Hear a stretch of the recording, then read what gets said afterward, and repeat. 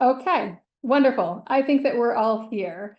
So let's go ahead and get started. Welcome everybody to this webinar. Thank you so much for being here with us today on the second day of the 16 days of action against gender-based violence. My name is Neela Ghoshal. I'm the Senior Director of Law Policy and Research at Outright International. And I'm sure that many of you know Outright, but if you don't, we are a global LGBTIQ advocacy organization. We have headquarters in New York at the UN and staff in more than 16 countries around the world. Outright works to make LGBTIQ lives better everywhere in every way possible. And that includes through research, advocacy, movement building, and ensuring that LGBTIQ people have a voice at every table. And one of those tables is the table of discussions of gender-based violence.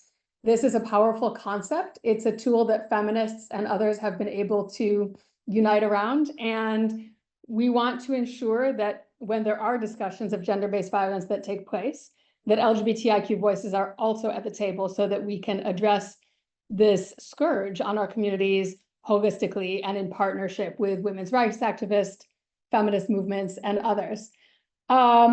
So thanks again for joining us for this exciting conversation. I'm really looking forward to speaking to my fellow Outright colleagues about their research on gender-based violence, and I'm glad that you're here with us. And let me just briefly thank a couple of our funders who have made this work possible. Thanks in particular to Wellspring and to the Government of Netherlands for supporting some of the research that we're going to be highlighting today. I'm going to just speak for a moment about how this webinar came together.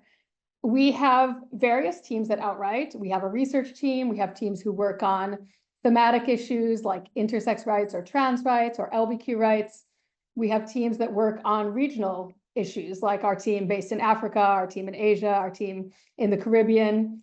And at some point, it became clear that various teams throughout Outright were working on different pieces of research that all in some ways related to the topic of ways in which LGBTIQ communities are subjected to gender-based violence that are not ordinarily seen or understood as gender-based violence. Now, for those of us in the community, there are some forms of violence that are really obvious, right? When queer people are attacked on the street, when we're beat up, when queer women are subjected to corrective rape. All of these things for our communities clearly are gender-based violence. However, even these acts of violence sometimes are left out of discussions of gender-based violence, and that's even more so when we look at some of the more underreported and hidden forms of violence that our communities experience. And those include things like conversion practices to change people's sexual orientation or gender identity, online gender-based violence, attacking people at the intersection of their gender and their sexual orientation, and even intersex genital mutilation and other abuses against intersex children. All of these subjects that my colleagues were working on, when we kind of looked at them holistically, we realized that they all, for us, fit into the framework of gender-based violence, even if they might not be understood as such from people outside our movement. And so what we want to talk about a little bit today is why these areas of abuse against our community should be understood as gender-based violence and how we can work with gender-based violence frameworks to eradicate these forms of violence. We are holding this webinar during the 16 days of action against gender-based violence with the understanding that as much as the 16 days has a very inclusive title, the reality is that a lot of the work that happens around the 16 days is very cis-heteronormative. The documentation produced by the UN and by other organizations around the 16 days tends to conflate gender-based violence with violence against women and girls. And in fact, most of the reporting by the UN this year refers exclusively to violence against women and girls. And we believe that women and girls absolutely should be centered in discussions of gender-based violence, but that when these discussions just include women and girls and leave out LGBTIQ people of different genders, that something is missing. And part of what's missing is looking at the root causes of gender-based violence, and that part of what it's about is reinforcing harmful gender binaries and norms that can impact anyone. And as I wrote in a recent commentary, the forthcoming reports which address harmful conversion therapy practices, online gender-based violence, and violence against intersex people, including intersex genital mutilation, should serve as a stark reminder that while gender-based violence is certainly deployed with the intention of scaffolding patriarchy and subjugating women, it does not exclusively impact women and girls. It's imperative to recognize that legal and policy approaches to gender-based violence that are limited in scope to women and girls are likely to leave many trans, queer, and intersex survivors behind. Ultimately, all violence that's experienced on the grounds of sexual orientation, gender identity and expression, and sex characteristics is gender-based violence and needs to be eradicated as such. And so that's what we would like to talk about today. So without further ado, I want to start the conversation, and this will be a moderated conversation among colleagues. We look forward to inviting participants to join the conversation toward the end of the call and to pitch in with your thoughts, questions, and comments.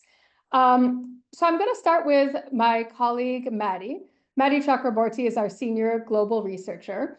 And Madhura, you just finished drafting a summary report that compiles research findings on gender-based violence in 5 Asian countries: Bangladesh, Indonesia, Malaysia, the Philippines, and Vietnam. Can you share with us some of the key findings of that research? Thank you, Neela. One of the main things that we started noticing, me and the other researchers, is the sort of paucity of data on online gender-based violence, particularly in Asia. And our research focuses on Southeast Asia and South Asia, like 5 countries, as you mentioned. But there's almost no data from, for instance, Central Asia and the Pacific. And whatever exists in the region often focuses exclusively, as you again pointed out, on women's experiences, online gender-based violence on women. In fact, I would like to point out that since 2020, online gender-based violence has become better researched, and there is more data because there's a recognition that it sort of blew up during the pandemic with more online presence and internet usage. But at the same time,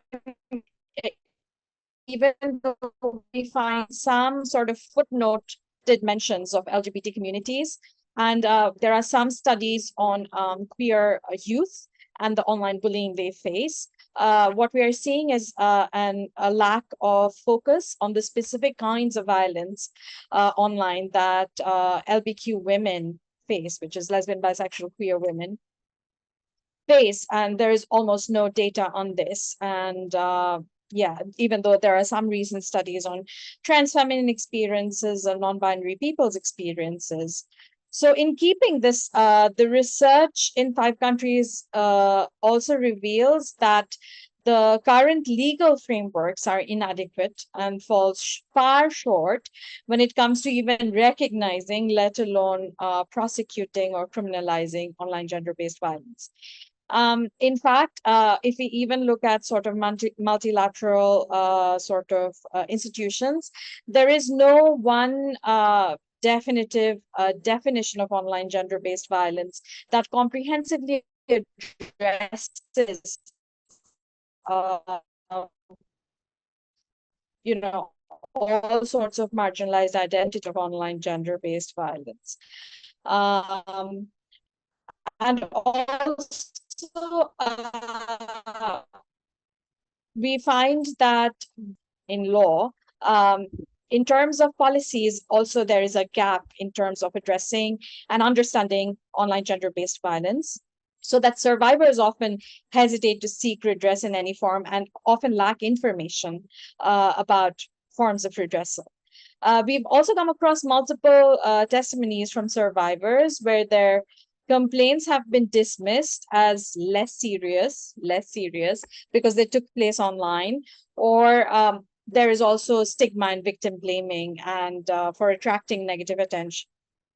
And where the laws, there are some sort of legal redress available, at least in case of these 5 countries, it is often through laws on cyber crimes, as opposed to, a law specifically addressing online gender-based violence, or within gender-based violence, acts on gender-based violence. And often these cybercrime laws are not geared towards addressing the sort of plethora of forms of gender-based violence that are taking place in online spaces, using information and communication technology that we are seeing in these spaces. So basically, it is really lacking because the cybercrimes law are often geared towards suppressing dissent to a large extent and wholly unsuitable for seeking redress.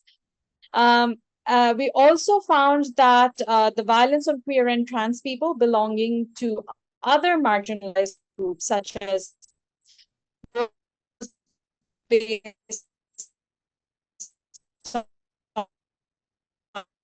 ethnicity, religion, caste, etc., are often they face worse kinds of coming together of multiple marginalized. And finally, at least particularly for me, it was a revelation to find that across all these 5 countries, violence queer women face also comes from within the community, within LGBTIQ spaces, including intimate partner violence. So yeah, those were the main sort of findings for us.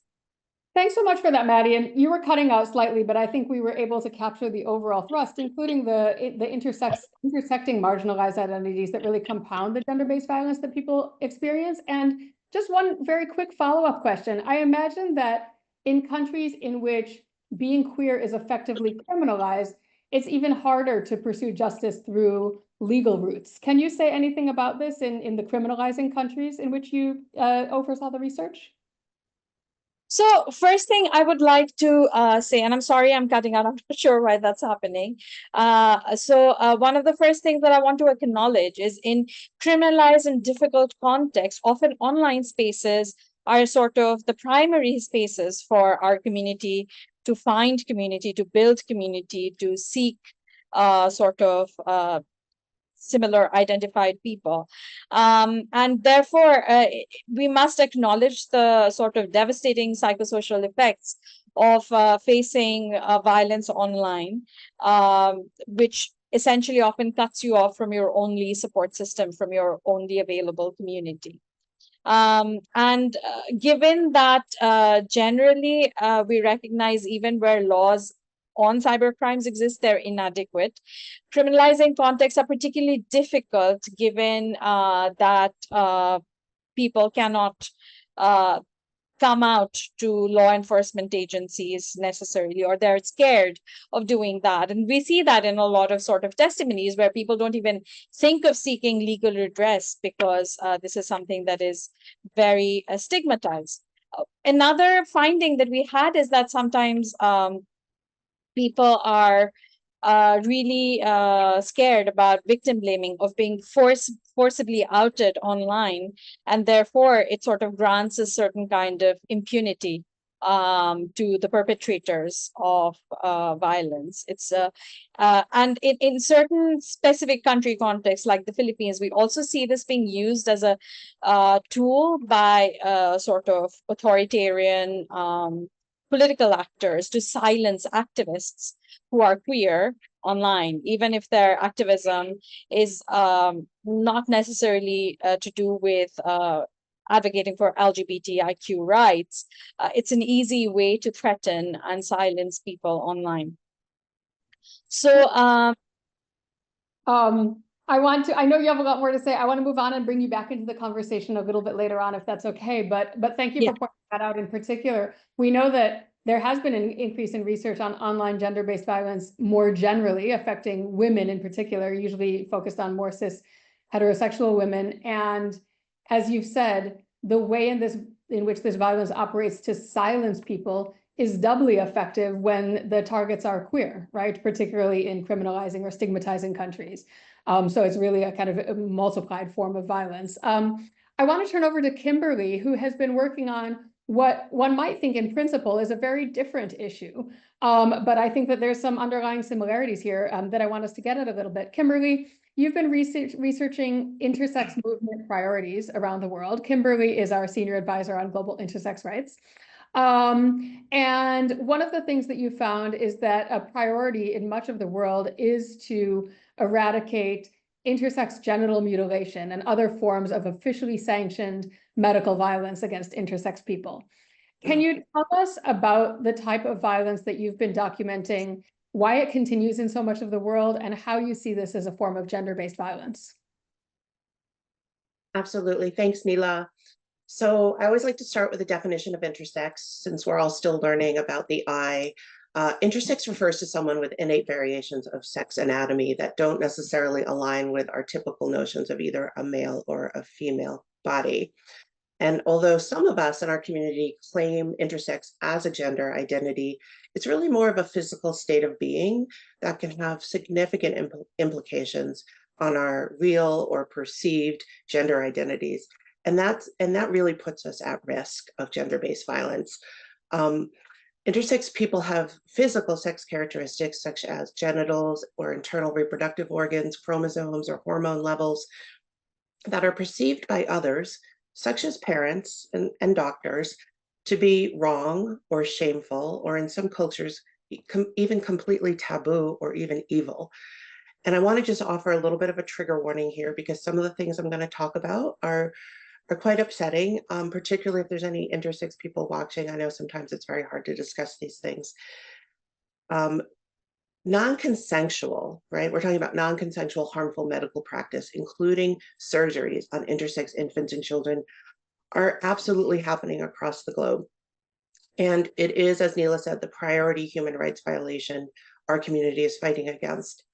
As young as just a few months old, we are often subjected to irreversible and medically unnecessary surgeries to quote unquote fix our intersex bodies. Examples include things like removing healthy hormone-producing gonads, such as testes or ovaries, or creating a vagina in a baby, or altering the size of a child's perfectly healthy and functioning phallus to appear more normal, despite the dangerous risks of anesthesia, surgery, scarring, loss of sensation, and the common need for additional future invasive procedures and traumatic experiences for that person. As an example, a young woman I know personally was subjected to the creation of a vagina in her small toddler body as a patient at the world-renowned Children's Hospital in Boston. Her parents had to hold her down and insert an instrument into her man-made vagina regularly for years. The reason this happened was so a future husband could have intercourse with her someday. And this is right here at a Harvard teaching hospital in Boston, Massachusetts, in the United States. I want to emphasize that our bodies are not the problem, but that these interventions are the problem. They usually do way more harm than good, causing severe, irreversible, lifelong physical and emotional harm. You know, intersex people have existed really forever. And it was really not until the 1950s where we started having our bodies interfered with the advancement of anesthesia and surgical practices. In some cultures, intersex people are even revered as spiritual beings, but medical practices and surgical techniques developed mostly in the United States were exported globally, becoming another form of colonialism, casting shame and stigma on those of us born with intersex traits, very healthy, and enforcing what really constitutes the erasure of our non-binary bodies. In 2013, the UN Special Rapporteur on Torture actually concluded in a report that these non-consensual medical practices that I'm describing on intersex children were, quote, akin to torture in medical settings. Yet many of these harmful medical practices still continue here in the US and in most countries around the world, we're finding. They are clearly driven by patriarchal beliefs about bodies, sex, and gender. They are also often driven, I think, by homophobia. You know, things like I've heard things like reasoning from doctors or parents about surgically removing a part of, for example, a young girl's clitoris for fear that it will cause her to become a lesbian. Despite many countries passing laws banning female genital mutilation and cutting, there are very few laws protecting intersex babies and girls around the world.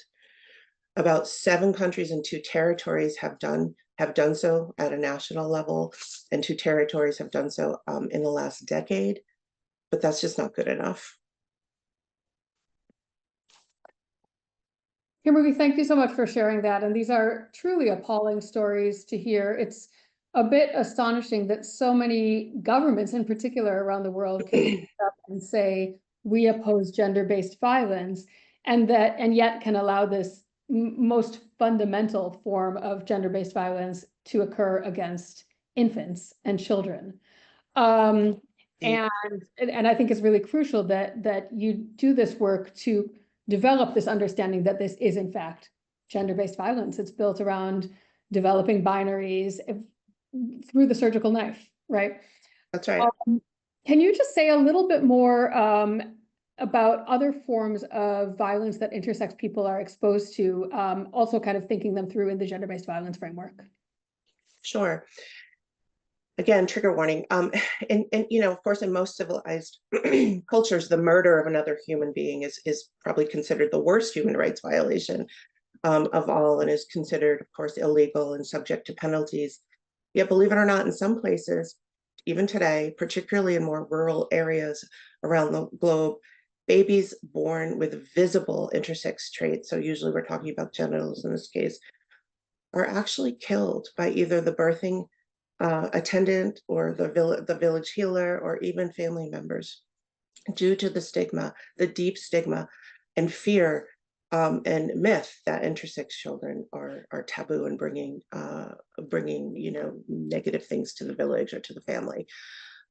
It's obviously very difficult to collect quantitative data on this, but there is plenty of anecdotal evidence. And in my research, I've heard a number of stories from intersex people, particularly in some countries in Africa and more rural areas where this is still happening. And reportedly, I'm also hearing that sometimes the birthing mother, is as a result shunned by her family and community. So she will be neglected, abused, abandoned by her husband or the father, simply for giving birth to an intersex child. So I think this is essentially gender-based violence on top of gender-based violence, is what's happening in some instances.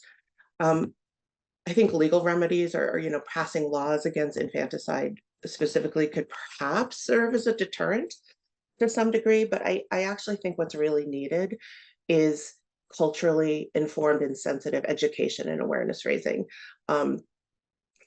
Campaigns to change hearts and minds and reduce the stigma and shame attached to intersex, which is really what is causing these human rights violations, whether we're talking surgeries or whether we're talking, infanticide in extreme cases. Another form of gender-based violence I've found in my research is happening to intersex youth, so school-age children, in the form of bullying. I mean, this is verbal abuse, this is physical abuse happening in schools. And sadly, a common story that I've heard more than once from intersex people in different parts of the world is being chased down, like on the schoolyard or after school, and eventually held down and having their pants pulled down or their dress lifted up to see what's between their legs, and sometimes this is followed by beatings or even rape. The perpetrators are usually other students, but some stories I've heard also recount violence at the hands of teachers and other adults in the school. In some places, it's so common that most intersex people are known to drop out of school, sometimes never learning to read, suffering additional hardships throughout life, caused by their basic lack of education, and including, of course, difficulty finding employment. So there are lifelong consequences to this. And all of this is happening because a child is born with physical differences that is not considered typical or normal, for their perceived gender. So again, I think what we need is long-term education and awareness raising campaigns and targeted communities to begin to change these deep-rooted notions and fears about bodily difference and expectations around gender. And I can also quickly just mention, I know we've all heard a lot about this, particularly over the summer during the Olympics, but another form of gender-based violence suffered particularly by women born with intersex traits is the coercive sex testing and medical procedures. Some elite level athletes in particular are subjected to based on their actual or perceived physical traits, such as chromosomes or hormone levels. So there are many, many forms, sadly, of gender-based violence happening to the intersex community really across the lifespan. Thank you so much, Kimberly. I mean, as you said that this is happening across the lifespan, this is precisely what I was thinking, that this is a form of gender-based violence that begins at birth. Yep. And continues. And I was also thinking about the fact that the UN campaign around the 16 days against gender-based violence this year is on femicide. And in fact, what happens to many intersex children is a form of femicide in infancy, where That's right. children are killed. Honestly, whether they are, assigned female or male, they are killed because of variations in their gender, which is akin to a form of femicide. Variations in their anatomy, excuse me. So thank you for sharing those really powerful stories, Kimberly. And I think it's so crucial that your voice is at this table and that we do not leave intersex people out of discussions of gender-based violence. I'm going to move on to my colleagues, Thiruna and Alberto, both of whom have been doing work investigating conversion practices, what we sometimes think of or are known as conversion therapy. Of course, we know that these practices are not therapeutic at all. They attempt to change a person's sexual orientation or gender identity, often through coercion or force. And Thiruna, I want to start with you. You are working on a report on conversion practices in Africa, and you've really begun to articulate a powerful framework around why conversion practices are a form of gender-based violence. So can you say a little bit about that? Thank you, Neela. So our work in Africa has really been centered on learning from movements based across East, West, and Southern Africa, who have been able to begin an exploration and mapping of prevalent practices within these subregions and some of the driving factors that influence them. And one of the commonalities that we've discovered is the level of, or rather the guidance of conversion practices being formed around traditional or cultural normative ideas of gender roles, and gender expression in society. And linking this to gender-based violence, we've understood that specific forms of conversion practices have a very clear and distinct overlap with practices that are widely internationally recognized as forms of gender-based violence. And some of these are different forms of physical and psychological harm, which can include forced confinement, physical corrective or curative rape, and in some extreme cases, targeted forms of physical abuse that are designed around bringing forward a coordinated approach of both psychological and physical abuse that uses shame, guilt, coercion, and violence to undermine an individual's self-identity and self-worth. And these methods have resulted in significant trauma. And one of the challenges is that gender-based violence frameworks in Africa are not necessarily as accessible to LBQ women and trans women in Africa. And although we have a normative framework, which is very clear around ways in which we can combat forms of gender-based violence, I think that programming that specifically targets our communities has not necessarily emerged at this point. And learning from our partners and their advocacy engagements, we've seen that institutional and structural violence plays a significant role into how gender-based violence is framed and perceived as something that's specifically affects women and girls who are of heteronormative identities, who are in heteropatriarchal relationships, and there isn't enough of a surfacing of the gendered bias that exists in queer intimate partner violence, as well as the relationship dynamics which impact conversion practices within family setups. So what I think we've discovered is that there are opportunities to surface gendered dimensions of control within our research and report, and finding ways to concretize or give a voice to the specific forms of harm that are both gendered in their application, but also are targeted towards the eventual outcome of a conversion or a SOGI change effort attempt. Thanks so much, Thiruna. And some of the words that you were mentioning that apply to conversion practices, shame, guilt, stigmatization. I mean, I think everybody who works in the gender-based violence spaces more broadly understands that those same dynamics are at play when it comes to any form of gender-based violence, right? And they attempt to silence and essentially gaslight victims, survivors into believing that this is their fault. So there are a ton of really important overlaps here. And I really do hope that those who are working in other gender-based violence spaces that are not necessarily queer inclusive are thinking through these connections with us. Thiruna, I'm going to come back to you, but Alberto, I want to go over to you quickly as well, because you have been working on conversion practices in Latin America and unearthing some of the dynamics. And Latin America is a place where at the moment, there, just as in the US and elsewhere, there's a bit of a resurgence of anti-gender movements or gender restrictive movements.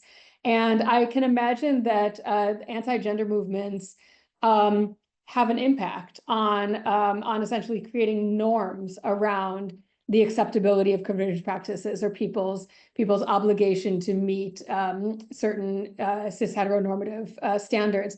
Can you say a little bit about what you're finding in Latin America and why it's so important for you in Latin America to identify the eradication of conversion practices as a priority in the midst of everything else that's taking place in the region? Yeah, I think that I want to build on what Thiruna said, that from our research, it's quite clear that conversion practices are a form of gender-based violence. These practices are rooted in rigid and oppressive ideas about gender and sexuality, which dictate that heterosexuality and cisnormative are the only acceptable way of being. So by trying to correct or fix LGBTIQ individuals, conversion practices aim to erase identities and experience that and experiences that challenge that norm. This makes them violent as they denies people autonomy over their own body, identities, and life experiences. And moreover, these practices enforce strict gender roles that harm not only LGBTIQ people, but also anyone who deviates from societal expectations of how women and men should behave. And in a region like Latin America, that we have a lot of machismo and toxic masculinity, this is a clear trend that show us how gender-based violence also includes conversion practices. And this is not only affecting the LGBTIQ individuals, this is also affecting people that are not part of the LGBTIQ communities, but decide to have fun or explore their gender expression in ways that challenge traditional norms.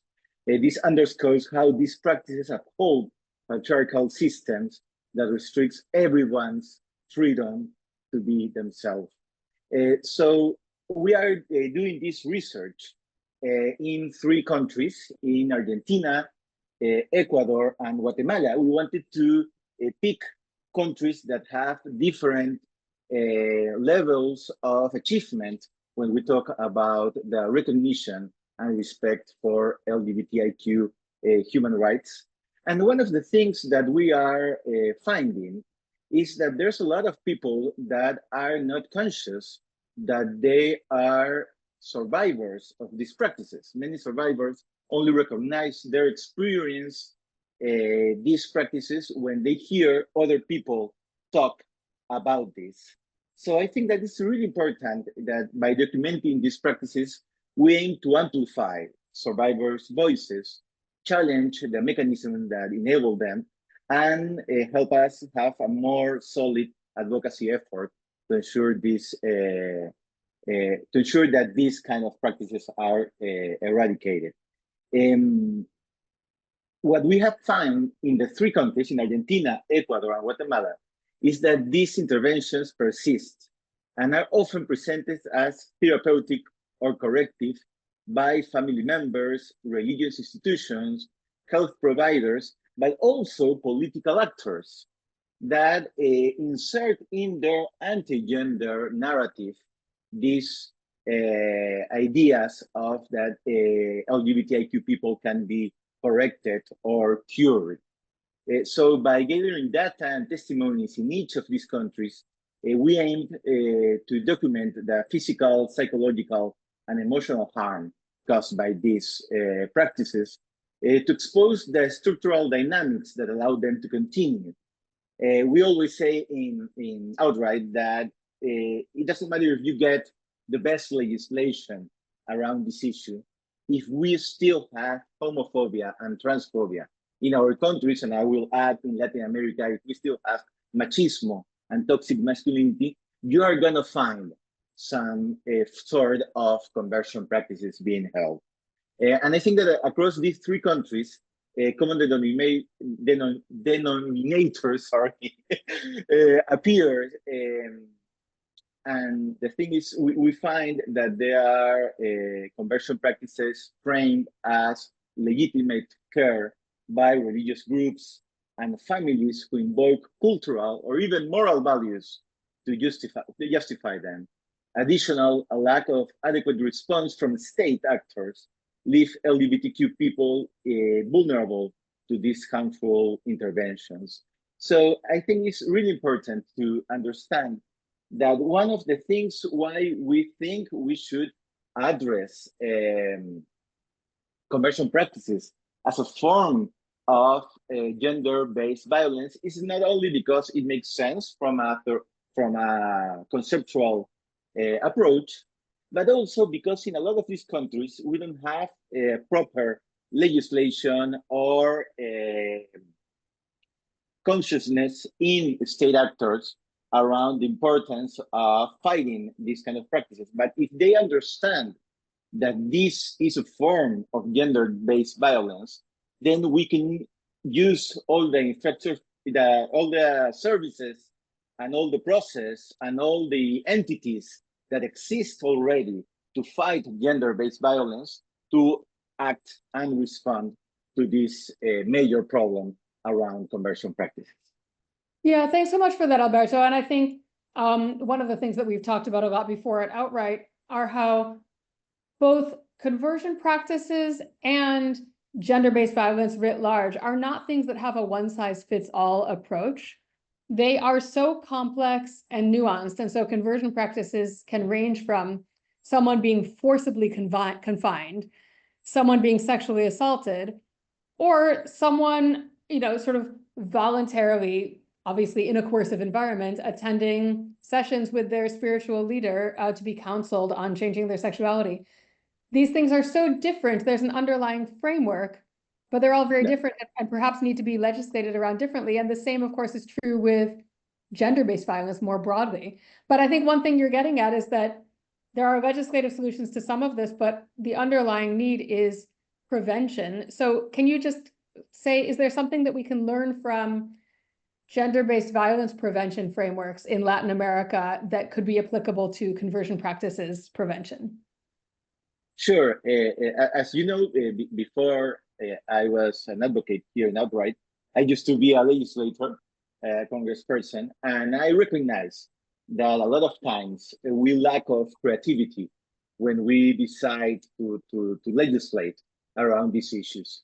And I say this because usually the quick answer to any problem, especially around violence, is a punitive answer. And usually this answer is we need to have more years in jail for perpetrators. we should have like harsh sentences for these people. And we can see, especially in Latin America, that over the years, we have been harder on crime, and at the same time, we still have a line that goes up when we talk about gender violence. So it's obvious that the punitive approach is not working.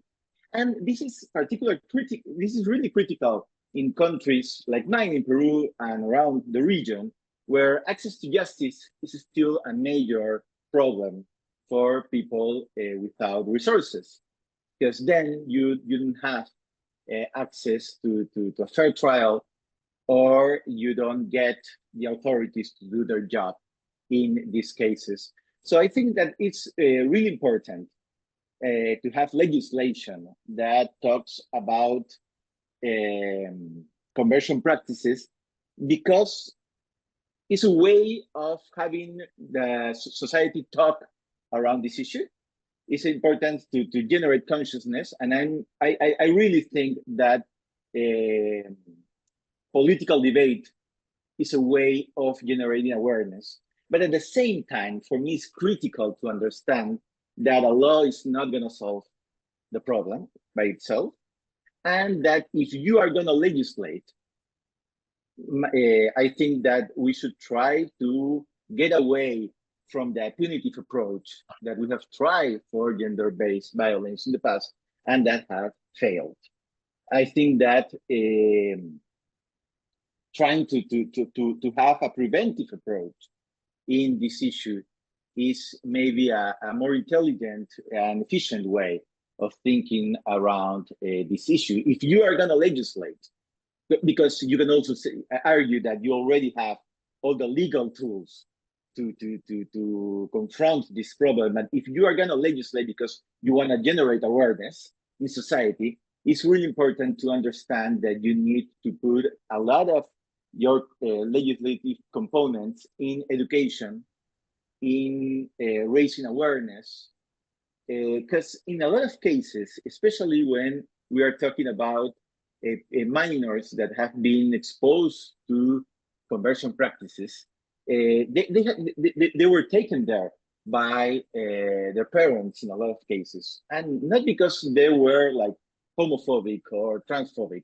You hear the testimonies, and in a lot of cases, they love their kids, but they are really worried what's going to happen to them in the future in a specific society and in their surroundings. So the logic is sort of, let's try. If it doesn't work, we at least give him or her or them an option.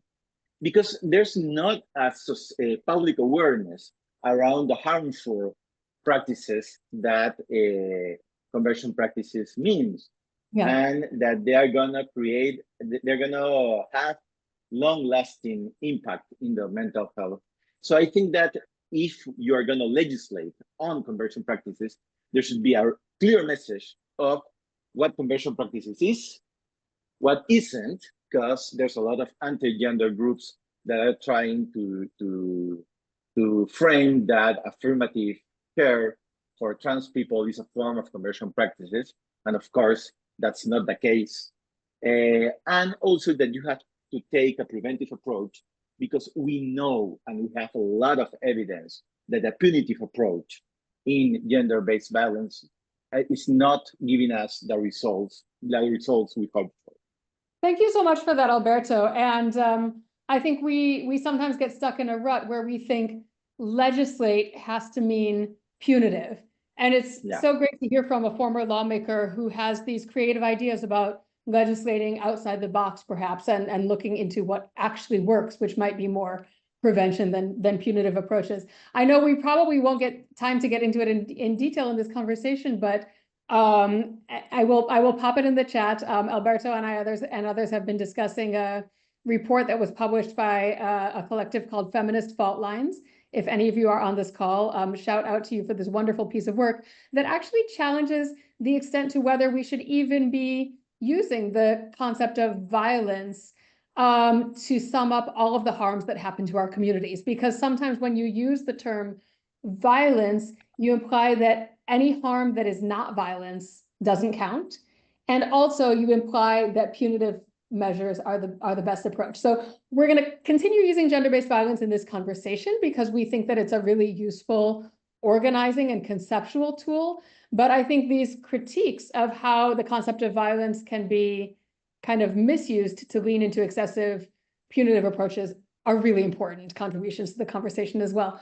I have a couple more questions for our colleagues. I do want to encourage anybody who is on the call to feel free to pop questions into the Q&A. This is also going to be one of those webinars where if it's not a question and it's a comment, it's also welcome. We want to give you space for that, so feel free to put comments either into the Q&A or the chat. And in a moment, I will go there and see if there are questions or comments for our panelists. But I'm going to, for a moment, go back to Thiruna. Thiruna, one of the kind of really powerful mechanisms in the African context around gender-based violence is the Maputo Protocol. Can you say a little bit about this and whether it is a mechanism that could be effective at all in fighting conversion practices, particularly when these practices are used to control women's sexuality, and maybe just with the background that the Maputo Protocol, as I understand it at least, is quite specific to women and girls and not to gender-based violence more broadly, but could it be helpful in our efforts to eradicate conversion practices as they affect women and girls in Africa? Right. Thanks, Neela. So I think to start out with, I would like to clarify for our audience that under Article 1K of the Maputo Protocol, the definition of women is women means persons of the female gender, including girls, which I think is very groundbreaking because it then effectively provides the understanding that transgender women in Africa can be considered as women under the ambit of the protocol because it does not specifically relate to biological sex or sex assigned at birth or your sex characteristics, but rather by the basis of gender in which people are able to self-identify and self-determine and negotiate within their communities and society.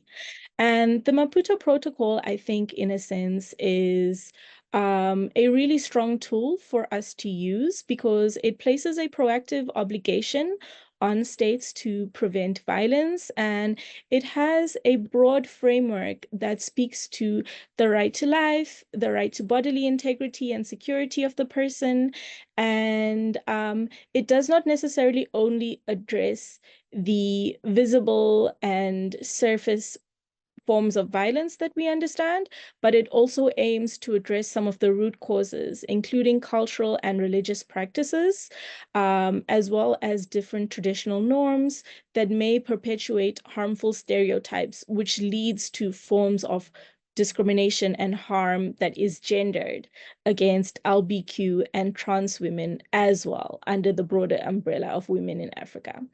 It also encourages and provides a framework for opening investigative channels into acts of sexual violence, and this could include forms of conversion practices that are centered or rooted in sexual violence, such as the phenomena of homophobic or more commonly known as curative or corrective rape. And in a sense, this then utilized along with the guidelines for combating sexual violence, which expands on the Maputo Protocol's intentions to recognize different forms of sexual violence, then allows for us to develop a continent-wide strategy that begins to articulate and break down some of the driving factors that contribute to curative rape or corrective rape. And for lesbian, bisexual, queer, and trans women, I think that having access to this mechanism could provide various opportunities, such as contributing to strengthen gender-sensitive reporting processes, the framing of conversion practices as sexual violence for these specific forms that are rooted in sexually violent behaviors, as well as encouraging different avenues for reporting, advocacy, and lobbying, which I think is the more important tool for our community. And beyond the ambit of the protocol, which is centered around challenging sexual violence, there is a broader framework within the protocol which specifically speaks to gender-based violence and the factors driving it. So, for example, we have articles which also cover the right to dignity, which can speak to an articulation of LGBTIQ plus equality, as well as the elimination of harmful practices. So designing ways in which states have the responsibility to prevent practices that harmfully affect a woman's dignity or physical and mental well-being. And these are all areas where conversion practices that specifically affect LGBTQ and trans women in Africa can be used to push for different forms of reform.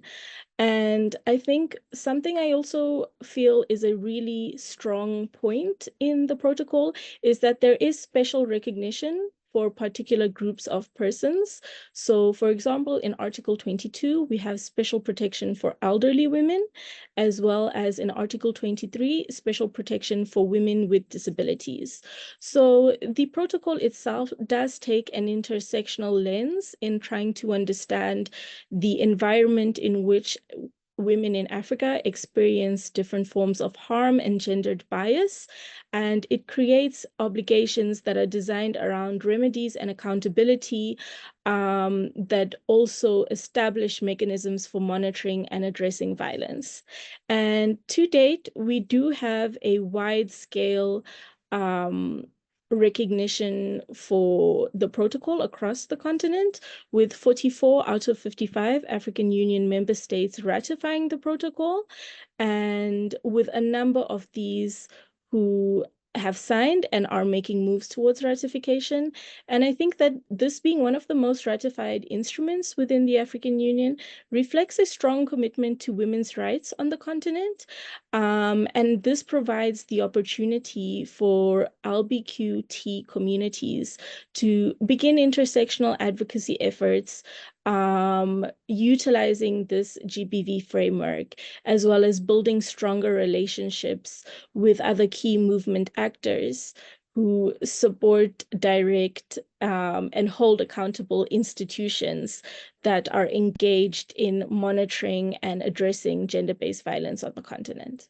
Thank you so much, Thiruna. So it's this is really a very useful note of optimism, I think, that there is a mechanism in Africa that can be interpreted so progressively and that can really provide some fuel to our movements, some basis for alliances, and potentially some accountability. There are actually a bunch, for a long time there were no questions, and now there's a bunch of questions coming into the Q&A. So I am going to just go through a couple of them, and then what I'm going to do is maybe give each of the panelists 1 minute to say something in response to one of the questions or a closing comment. So there is a question from Alexandra Maduagu about whether there is any harm that is not violence. This is a very good question that we could probably debate for another hour, but I'll put it out there. There's a comment from Royal Didi. Back in Vihiga, Kenya, where I come from, GBV is higher since cultural norms are valued, in that if an AFAB, assigned female at birth, does not submit to the norms, they get perpetrated and voices shut down. So people who are assigned female at birth and are not following gender norms are experiencing high rates of gender-based violence in this particular community. There is a question about the role of AI in facilitating conversion practices, discrimination, and violence online, and whether the online space, whether conversion practices in the online space can be legislated against. Can we counter the role of AI in facilitating conversion practices online? A question on whether there's a difference between hate speech and hate campaigns online and conversion practices. And finally, how to deal with a society where the leaders and community members believe that violence is a normal thing and don't want the information passed to them. And another question just came in, but the question is about LGBTIQ, about resistance, resistance from the staff of gender justice organizations not wanting to take up LGBTIQ issues. So this is a lot of material, and I'm very sorry to the participants that we can't get to all of it with the time that it deserves. But I'm going to maybe start with Maddie to give a 1-minute answer to any of these questions or how they relate to the work that you've been doing. Yeah, so I wanted to address a lot of this, but I'm just going to try to do it quickly.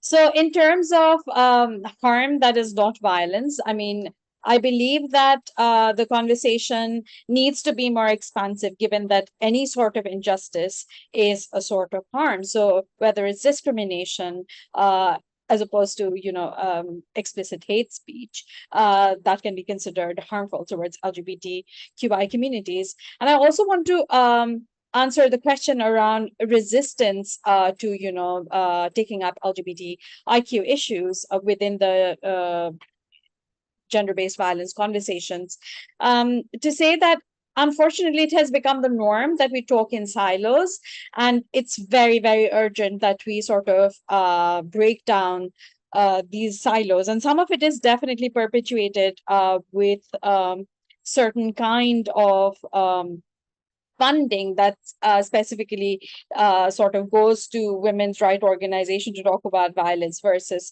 certain kinds of funding that only come to LGBTQI organizations. And beyond that, I believe that these are broader issues of injustice, especially if you talk about in online spaces. It's an issue of freedom of expression and freedom to sort of express yourselves as individuals, and we need to have broader ideas of how colonization and colonialism is sort of affecting some of these sort of conversations emerging from the global South spaces as well. Thank you so much. Maddie, really important seeds to plant. There's so much there that we could dig into. So we'll try to find time in the future to do that. Kimberly, I want to go to you and maybe particularly the question on what to do when people do not recognize this violence, but feel free to respond to that or to anything else. Sure. I mean, I think the issue with the intersex violence is that it's still, unfortunately, still widely unknown. So again, a lot of awareness raising and education is still needed on our issues. And I just wanted to comment too that, listening to Alberto talk about conversion therapy practices, particularly, I felt like I could have been saying almost all of the same things. In other words, there is such an overlap there, particularly when we're talking about minors and what's happening to intersex minors without their consent around, surgeries, forced surgeries. It really is a form of conversion therapy practice, right? We're trying to erase the intersex traits and have our bodies meet a binary notion of sex, and that is often driven by things like homophobia or transphobia. So the overlap is great, and there has not been much inclusion of discussion around these intersex surgeries as a form of conversion therapy practices. So I just wanted to put a challenge out there to all of us to consider that. Thanks so much, Kimberly. Alberto, over to you. A couple of questions on conversion practices. Let's see what you can bite off with 1 minute. Yes, the first conclusion is that we're going to need a part 2 for this event, and that's awesome. Thanks for the questions. I don't think that hate speech is the same as conversion practices. Conversion practices usually are aimed at individuals, and they have specific practices inside to try to change this particular individual gender identity or sexual orientation. In the case of hate speech, they aim to the whole community, and they try to create a hostile environment. Of course, they have some connection. They're not the same, but they have some connection because hate speech and the whole environment against LGBTIQ people are usually the reasons why people engage in conversion practices. nobody is gonna try to change something about themselves, or nobody is going to force a family member or individual they care about to change something that is part of their identity if there's not this environment that help create ideas against being gay, against being trans, or any sort of LGBTIQ identity. Thank So you, what we are, Alberto. I'm sorry to cut you off. But I'm so sorry, yes. I want to hand over to Thiruna for the last word, particularly with regard to the questions on conversion practices, and then I'll close us out. But this is an amazing discussion. Thank you. I think maybe just to pick up where Alberto was heading, I do think that when it comes to conversion practices, as well as the idea of hate speech and hate campaigns, there are clear overlaps. But what I think helps to kind of establish the extent of one and the overlap with the other is by determining the intent. So there are instances where hate speech is specifically used to dehumanize and exclude through direct or indirect incitement to various forms of violence, and that can happen without necessarily there being an intention to convert or to initiate a SOGI change effort. But if we look at the overlaps, hate speech and hate campaigns online and in person would be rooted in the same discrimination that exists, which drives conversion practices. So stemming from societal biases and prejudices against the broader community, and the harm and impact and the way in which survivors can access support resources and care are another area of overlap. And I think the point of concern is where there are shared actors, so where there are individuals or groups who are promoting conversion practices or who are advocating for SOGI change efforts, you will often find that they are engaged in other forms of spearheading online hate campaigns or using digital spaces to amplify harmful or harmful rhetoric or various misinformation that has a large contributing factor as to how people perceive, engage, and respond to the broader LGBTIQ plus community. And I think in conclusion, the lessons that we've learned in Africa and what we've learned while developing this report is that conversion practices are very interconnected phenomena to the way that society perceives and engages with LBQT and the broader LGBTIQ plus umbrella. But the way in which we can advocate against these specifically relies on who do we want to benefit the outcome of our advocacy for, and which specific institutions or mechanisms do we see potential with engaging with. And through our GBV report, we are seeing that there are various frameworks and mechanisms, not just at the broader regional level, but also at sub-regional and even at domestic level, which can easily be accessed for young and emerging movements to begin a conversation about integrating conversion practices as a component of preventing gender-based violence within their context. So Thiruna, I think you're highlighting both the complexity of the perpetrators and the hostile environment in which these perpetrators operate, that, as Alberto says, perhaps has to be addressed from the roots, which might mean more of a preventive approach, but you're also highlighting the complexity and nuance and myriad of possible responses available to our communities, ranging from global to regional to national level mechanisms, that if we are able to seize them and to bring our issues into the mainstream of discussion of gender-based violence, potentially we have a whole array of approaches which might range from preventive, punitive where appropriate, legislative, societal, attitudinal change. There's a lot that can be done. And so let's start by naming these harms as what they are, gender-based violence, and pursuing all of the mechanisms available to us to confront them. Thank you so much, colleagues, for this incredible discussion. Thank you for those who are continuing to put comments into the Q&A. I'm sorry that we can't get to all of them. They're all very valuable. I have added a link to our upcoming Out Summit on December 9th. It is a full day of panel discussions and conversations with activists around the world taking place in person in DC and also virtually. So anyone can log on at any time during the day and join the conversation. So thanks once again. And please go forward and commemorate the 16 days, keeping in mind our LGBTIQ communities. Have a wonderful day, everyone. Thank Bye. you. Muchas gracias.